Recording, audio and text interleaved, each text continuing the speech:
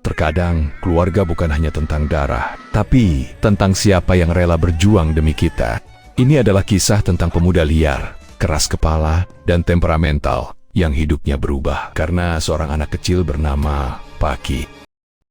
Jadi ceritanya, saat itu seorang wanita bernama Lisa baru saja melahirkan seorang bayi perempuan. Tapi sayangnya, tak ada seorang sanak famili pun yang datang menemani. Dia menghubungi seorang pria yang terungkap bahwa pria itu adalah ayah dari bayi yang baru saja dilahirkannya. Di sini pria itu marah karena Lisa nekat melahirkan bayi mereka. Padahal sebelumnya dia sudah meminta Lisa agar menggugurkan saja bayi tersebut. Lisa memohon agar pria itu bertanggung jawab, tapi tetap pada akhirnya pria tersebut tak mau bertanggung jawab dan memutuskan teleponnya.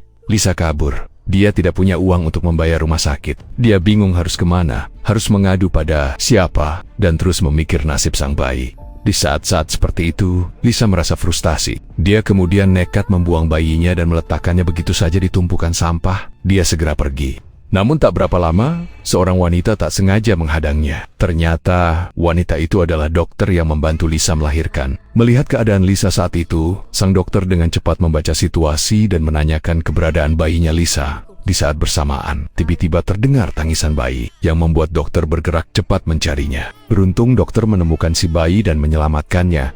Dokter itu bernama Titi. Dia kemudian membawa Lisa dan bayinya kembali ke rumah sakit. Di sana, Titi tidak memarahi Lisa. Dia memberitahu bahwa seseorang di dunia ini hanya mampu menahan rasa sakit sebesar 45 del. Tapi, ketika seorang ibu melahirkan, dia mampu menahan rasa sakit hingga 57 del. Itu setara dengan 20 tulang yang dipatahkan secara bersamaan.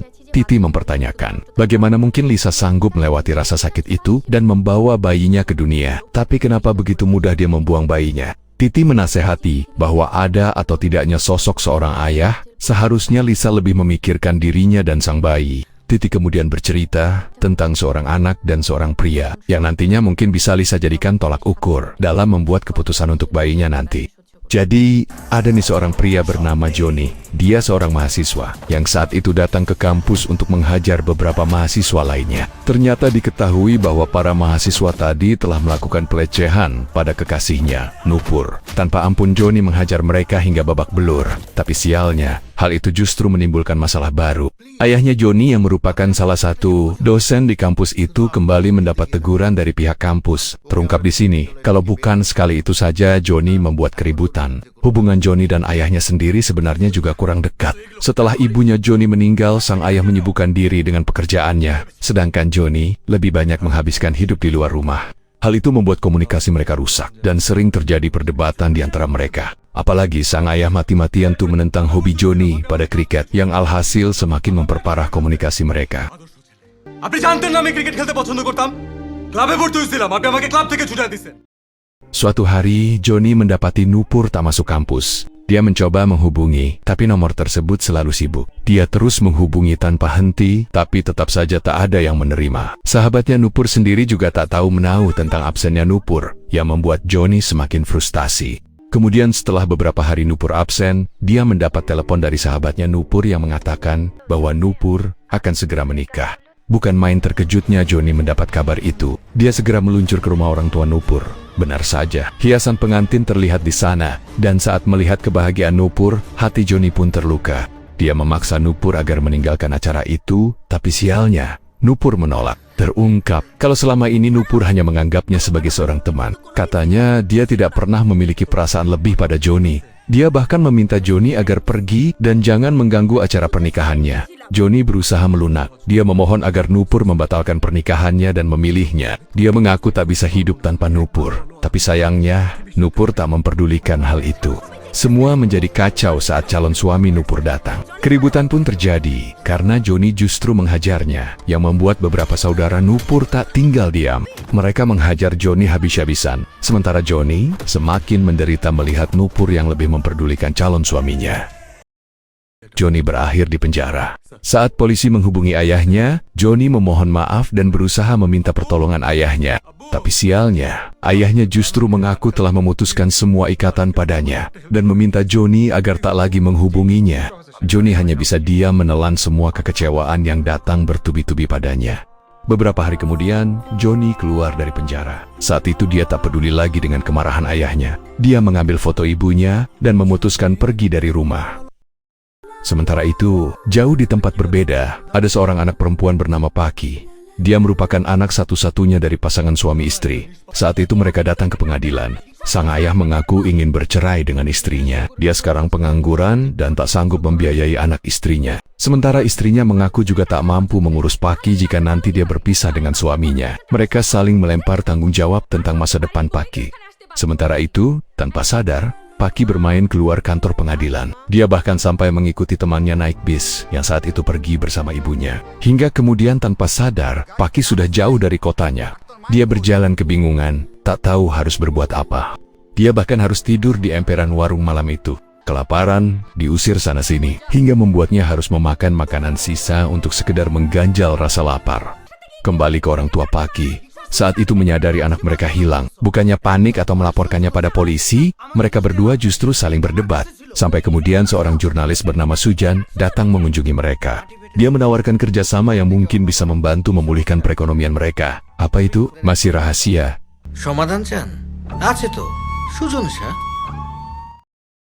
Malam itu Paki berada di antara kerumunan orang. Jalanan macet karena terhalang oleh rombongan pengantin. Ada mobil ambulans di sana, yang mana di dalamnya seorang ibu tengah panik dengan kondisi anaknya. Paki sendiri yang mendengar keluhan ibu tersebut, mencoba untuk membubarkan rombongan pengantin. Tapi apalah daya, dia hanya seorang anak kecil. Tak ada yang mengindahkannya.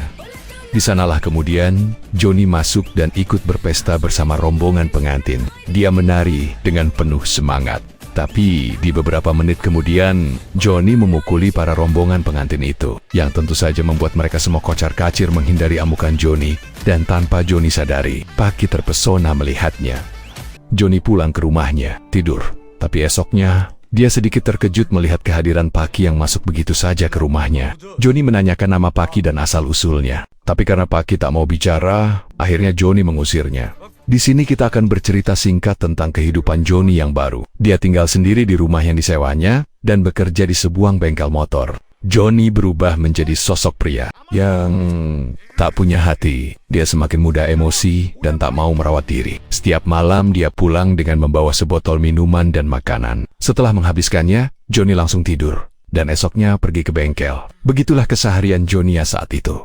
Malam itu Johnny pulang, tapi karena mabuk, dia tak menyadari bahwa saat itu Paki kembali datang dan menghabiskan seluruh makanan miliknya. Alhasil esoknya ketika bangun, Johnny kesal, ditambah lagi mendapati Paki tidur di rumahnya. Dia mengamuk dan mengusir Paki keluar. Tapi dasar Paki, dia masih tak mau pergi, dan malah tak sengaja menjatuhkan motor kesayangan Johnny, membuat Johnny kalap dan hampir membuat nyawanya melayang. Untunglah Johnny kemudian sadar dan meninggalkan Paki begitu saja.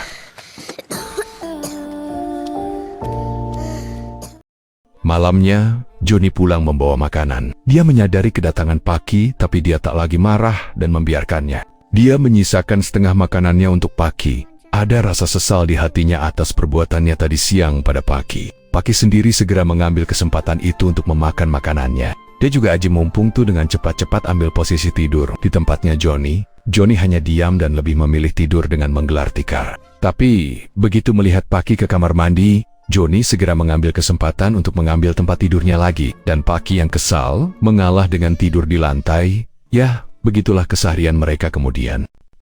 Johnny memiliki tetangga di mana dia adalah Dokter Titi saat masih menjadi koas. Titi pagi itu marah pada Johnny karena dia selalu membuang sampah di depan rumahnya. Tapi Johnny enggan menanggapinya. Dia bahkan terlihat dingin. Ya, Johnny trauma pada seorang wanita. Tapi begitu melihat Titi membuang sampah di atas motornya, amarah Johnny meluap dan mengejar Titi dengan tongkat kayunya. Mereka ribut yang justru membuat Paki tertawa lucu. Malam itu Johnny membawa sebuah roti dan lilin. Ternyata hari itu ulang tahun ibunya. Mereka merayakannya dengan sederhana. Dan malam itu, Paki merawat Johnny dengan penuh kasih. Esoknya, terlihat Paki mengobrol dengan Titi. Setelah itu, melihat Johnny masih tertidur, Paki mencoba membersihkan foto ibunya Johnny. Tapi sialnya, dia tak sengaja menjatuhkan foto tersebut hingga pecah. Johnny terbangun. Paki ketakutan dan memohon maaf. Tapi Johnny yang punya emosi tak terkendali, langsung mengamuk dan menyeret Paki keluar. Dia membawa Paki ke terminal, memberinya uang dan menyuruhnya pergi. Bahkan dengan kasar, dia mengancam akan menghabisinya jika Paki masih berani pulang ke rumahnya. Johnny pergi meninggalkan Paki, meninggalkan seorang anak berumur 6 tahun sendirian. जिंदगी तू सुख जाए सुलझा আমাকে রেখে যেও না জঙ্গলি। Siang itu, di bengkel, dengan hati masih dongkol, Johnny melampiaskan kemarahannya pada setiap orang, yang membuat bosnya marah dan memintanya keluar. Malamnya, hujan turun begitu deras. Johnny terbangun dari mimpinya tentang Paki. Entah kenapa, dia mulai panik memikirkan keadaan Paki. Rasa bersalah menghantuinya, dan tiba-tiba, karena angin yang kencang, kertas-kertas di sana berserakan. Johnny menemukan beberapa lembar kertas yang berisi gambar dirinya dan Paki. Tanpa sadar, air matanya menetes, yang membuatnya tersadar akan kesalahannya. Johnny segera pergi mencari keberadaan Paki. Dia tak peduli dengan derasnya hujan. Yang dia inginkan saat itu hanyalah menemukan Paki. Untunglah kemudian dia menemukan Paki, yang saat itu tak sadarkan diri akibat kelaparan dan kehujanan. Bukan main menyesalnya Johnny dan segera membawanya ke rumah sakit. Titi yang bertugas saat itu segera membantunya dengan cepat mengambil tindakan. Sementara Johnny menunggu di luar dengan penuh rasa bersalah, mengingat betapa kejamnya dia selama ini pada Paki. Keesokan harinya, Paki akhirnya sadar. Dia langsung mencari Jongli. Ya, dia memanggil Johnny dengan sebutan Jongli. Awalnya, Titi mengira Johnny adalah ayahnya. Tapi, Paki menceritakan tentang dirinya yang tersesat yang kemudian berakhir di rumah Johnny. Titi marah pada Johnny. Sudah tahu ada anak hilang, bukannya berusaha mencari keberadaan orang tuanya, malah semakin menelantarkan Paki. Dia memutuskan untuk melaporkannya pada pihak yang berwajib. Beralih ke orang tua Paki, mereka menuntut polisi untuk mencari keberadaan Paki. Mereka menyalahkan polisi yang tak becus dan tak mau bertanggung jawab. Tapi polisi sendiri justru balik membalas tentang perubahan sikap mereka pada Paki. Bukankah selama ini mereka ingin membuang Paki? Kenapa sekarang setelah Paki menghilang, mereka malah panik dan sibuk mencarinya? Tapi ya, meskipun orang tua Paki terdiam tak menjawab, polisi kembali terpojok dengan datangnya media, yang ternyata Sujanlah di balik itu semua. Sementara Sujan sendiri diam-diam menghubungi seseorang dan menginformasikan perkembangan dari berita tersebut. Kembali ke Johnny, dia masuk menemui Paki. Dia menangis dan tak sanggup mengatakan apapun. Paki tak menyalahkannya. Bahkan, dia meminta Johnny agar tak menangis. Dia bilang bahwa nasib Johnny sama sepertinya, tak ada yang menyayanginya. Maka hari itu, dia memutuskan untuk menyayangi dan mencintai Johnny. Tak ayal Johnny semakin menyesal dan memohon maaf atas kekejamannya pada Paki. Paki kemudian meminta agar Johnny menyelamatkannya dari orang tuanya. Karena walau sekecil itu, dia tahu kedua orang tuanya tak menginginkannya. Dia juga meminta agar Johnny mau menyayanginya dan menjadi ayah untuknya. Tentu saja Johnny bersedia. Tak lama, Titi masuk dan marah melihat Johnny bersama Paki. Dia meminta Johnny keluar dan menjauh dari Paki. Tapi kemudian, Johnny mengatakan bahwa selamanya Paki akan bersamanya. Dia tak peduli jika harus berurusan dengan hukum sosial, polisi, ataupun orang tua Paki sendiri. Dia sanggup melawan apapun asal Paki tetap bersamanya.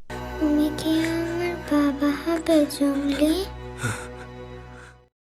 Setelah kejadian itu, Johnny berubah. Dia mulai melunak dan merawat Paki seperti anaknya sendiri. Dia berusaha membuat Paki tersenyum, bermain bersamanya, mengajaknya jalan, dan memastikan kebahagiaannya. Bersama Paki, Johnny mulai berbenah, baik rumah dan dirinya sendiri. Dia membuang semua minuman yang disembunyikannya. Bahkan, dia kembali ke bengkel dan berjanji akan berubah. Titi sendiri memutuskan untuk tak jadi melaporkan hal tersebut pada polisi. Dia justru ikut membantu Johnny dalam merawat Paki. Hal itu membuat hubungan mereka mulai sedikit lunak. Ya, meskipun masih sering berdebat, setidaknya Johnny mulai mau mengobrol panjang kali lebar pada Titi.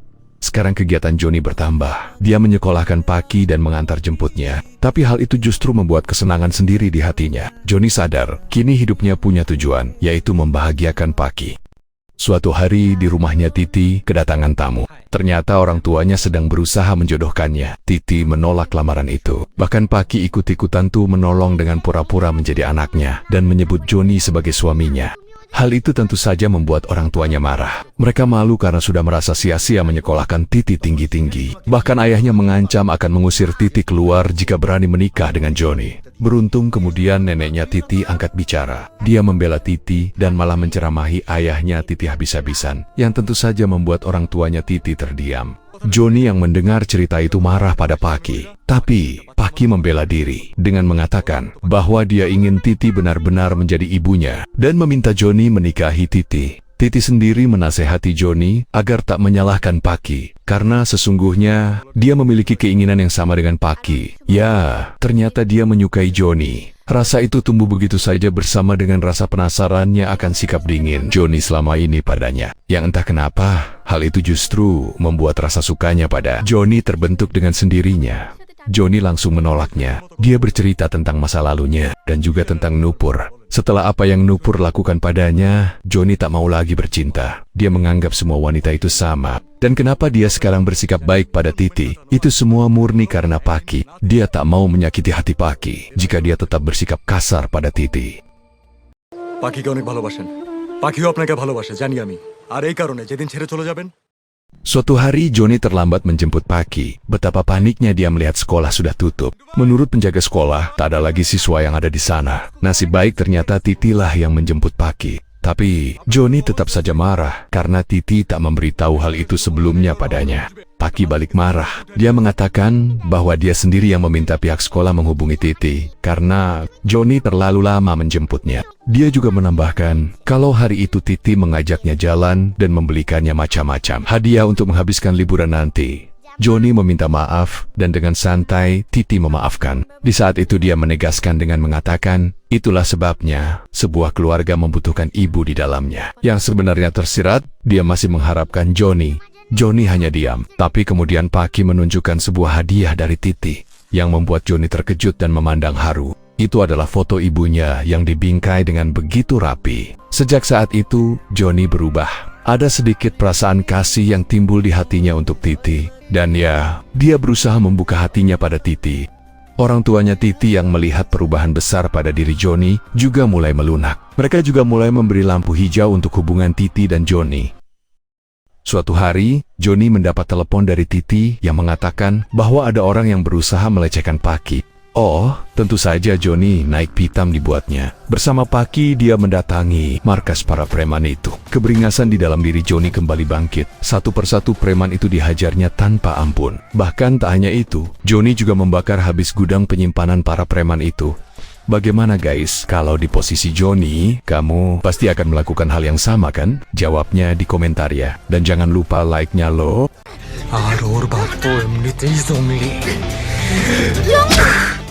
Beralih ke Sujan. Saat itu dia tengah menghubungi seseorang dan meminta tambahan dana. Tapi orang itu justru mendesaknya untuk segera mencari keberadaan Paki. Pemilu akan segera dimulai. Dia ingin menggunakan cerita Paki untuk dijadikannya sebagai dongkrak peningkatan suaranya. Sujan sedikit kesal, tapi kemudian tak sengaja foto Paki terjatuh dan dilihat oleh si preman yang pernah hampir melecehkan Paki. Angin segar pun mulai menerpa wajah Sujan. Sementara itu Joni dan Titi panik melihat Paki terserang demam tinggi. Titi menyarankan agar Joni membawanya ke rumah sakit di luar kota yang memiliki peralatan lebih lengkap. Dia sendiri tak bisa ikut karena tak mudah mengambil cuti begitu saja katanya. Dan tanpa mereka sadari, Sujan tersenyum di luar dan menginformasikan hal tersebut pada seseorang. Joni akhirnya membawa Paki ke rumah sakit. Melihat Paki terbatuk, Joni berinisiatif mencari minuman dan makanan untuk Paki. Tapi sialnya, setelah mendapatkan semuanya, Joni justru diserang dan ditangkap polisi. Semula Joni melawan, tapi pada akhirnya dia harus menyerah. Sementara itu, diam-diam Sujan menculik Paki.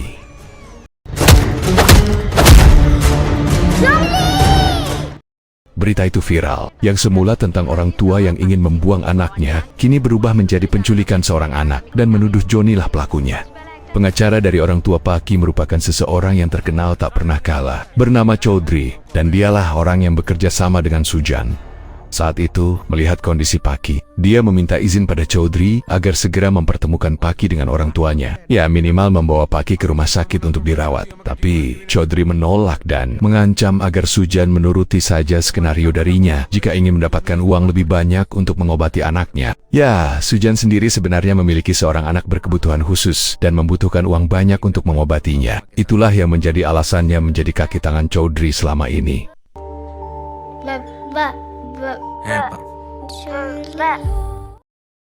Pengadilan dimulai. Chaudhry menuduh Joni telah melakukan kesalahan besar karena telah menyembunyikan Paki selama itu dari orang tuanya. Chaudhry juga membahas hubungan Joni dengan ayahnya yang tak akrab. Bahkan, dia mengungkit tentang kematian ibunya Joni. Terbongkar, ibunya Joni menjadi korban kebakaran di sebuah restoran, di mana saat itu dia sedang bersama Joni yang masih berusia 14 tahun. Chaudhry dengan tega menuduh Joni lah penyebab kematian ibunya. Kenapa? Karena menurut Chaudhry, Joni seharusnya bisa menyelamatkan ibunya dengan menariknya. Tapi, ini malah membiarkan ibunya terbakar hidup-hidup. Sementara itu, di tempat persembunyiannya, Sujan mulai panik dengan kondisi Paki. Pikirannya berperang antara hati nuraninya akan kesehatan Paki dan logikanya untuk kesehatan anaknya sendiri. Tapi, mendengar Paki terus menyebut nama Joni dalam igawannya, Sujan tak lagi sanggup. Dia segera memanggil ambulan dan membawa Paki ke rumah sakit. Sambil mendorong Paki, Sujan meminta maaf dan berjanji akan mengembalikan Joni padanya. Kembali ke pengadilan, beberapa saksi kemudian dipanggil. Dari mulai dekan kampusnya dulu, polisi yang menangkapnya saat Joni membuat keributan di rumah Nupur, sampai preman yang pernah melecehkan Paki. Mereka semua bersaksi atas kasarnya Joni yang menurut mereka, Joni memiliki masalah karena tak mampu mengendalikan emosinya. Bahkan si preman berbohong dengan hanya menceritakan kekejaman Joni pada Paki dan menyembunyikan cerita kejahatannya sendiri. Chaudhry juga menghadirkan ibunya Paki sebagai saksi yang sebelumnya sudah lebih dulu dibayarnya untuk mengikuti semua skenarionya. Apa itu? Ibunya diminta berbohong untuk bersaksi dengan mengatakan bahwa Joni telah menganiaya Paki dan melecehkannya. Joni hanya bisa terdiam. Dia tak tahu harus mengatakan apa dengan semua tuduhan yang tertuju padanya. Tak lama, ayahnya Joni datang dan menunjukkan ponselnya pada pengacara Joni. Ternyata saat itu Sujan sedang melakukan live. Ya, melihat kondisi Paki yang semakin kritis, Sujan nekat melakukan live streaming untuk membongkar semuanya di sana. Dia mengungkap semua kejahatannya selama ini. Demi uang untuk mengobati anaknya, dia tega memutarbalikkan sebuah kasus bersama Chaudhry. Hari itu cerita Paki dan Joni membuat nuraninya Sujan tersadar. Dia tak mau lagi patuh dengan kekejaman Chaudhry yang semakin menjadi. Dia membeberkan kejahatan Chaudhry yang hanya mementingkan egonya, meski harus mengorbankan seorang anak. Sujan juga memperlihatkan kondisi Paki yang sangat kritis dan terus memanggil nama Joni. Ternyata Paki menderita penyakit infeksi paru-paru serius dan juga penyumbatan jantung. Menurut dokter, penyakit itu sebenarnya bisa dideteksi dini sejak lahir. Tapi ya, kita tahu sendiri bagaimana cueknya orang tua Paki padanya. Saat itu, dokter yang mendengar Paki terus-terusan memanggil Joni, meminta agar mereka segera membawa Joni. Siapa tahu, dengan datangnya Joni, keadaan Paki mungkin membaik. Sujan kemudian mengatakan bahwa apa mungkin seorang anak yang sedang kritis malah mengharapkan kedatangan Joni yang kata orang begitu jahat? Bukankah seharusnya orang tuanya yang dipanggil? Hal ini menyadarkan semuanya tentang bagaimana sebenarnya perlakuan Joni pada Paki. Sujan juga mengungkit tentang perlakuan buruk kedua orang tua Paki yang dulu tega menelantarkan anak mereka.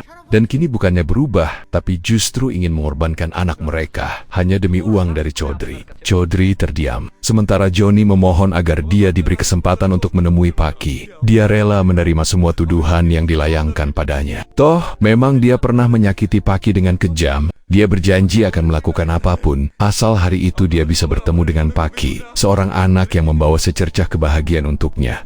Chaudhry menolak permintaan itu, tapi hakim justru memintanya diam. Sang hakim memutuskan untuk membebaskan Joni dari segala tuduhan dan membuka kasus atas penyalahgunaan profesi pada Chaudhry. আমি কিছুই করতে পারতেছি না আমাকে একটু রাতটা ধরে বসতে দাও Joni dan Titi berlari memasuki rumah sakit. Mereka menemui Paki yang terbaring lemah di sana. Joni tak kuasa menahan rasa sedihnya ketika melihat keadaan Paki. Dia berusaha menghibur Paki hingga di detik terakhirnya. Yah, pada akhirnya Paki meninggal. Tak ayal tangis mereka pun pecah. Tak menyangka begitu cepat Paki meninggalkan mereka. Joni membawa Paki pulang, mengkafaninya, dan mengantarnya hingga ke peristirahatan terakhirnya.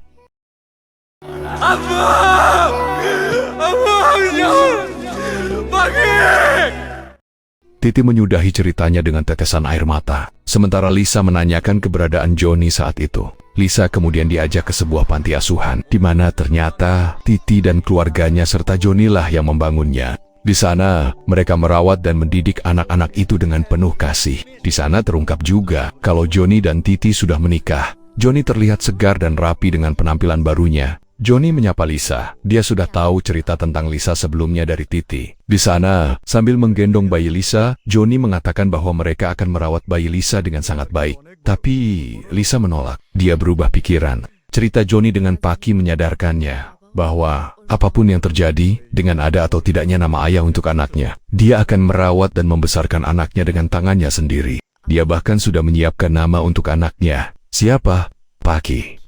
Tentu saja nama itu membuat kenangan akan Paki kembali menguak. Johnny terlihat bahagia mendengarnya. Dia merasa Paki kembali hadir bersama mereka. Dengan penuh sukacita, bersama-sama mereka menyambut kedatangan Paki hari itu. Ini bukan sekedar film aksi. Ini adalah kisah tentang bagaimana cinta bisa tumbuh, bahkan di tempat yang tak terduga sekalipun. Kalau kamu percaya bahwa keluarga tak hanya selalu harus sedarah, tekan like dan berikan komentar kalian. Tapi, tetap jangan lupa, tekan tombol subscribe serta nyalakan notifikasinya, agar tak ketinggalan cerita berikutnya, hanya di Kaya Movie.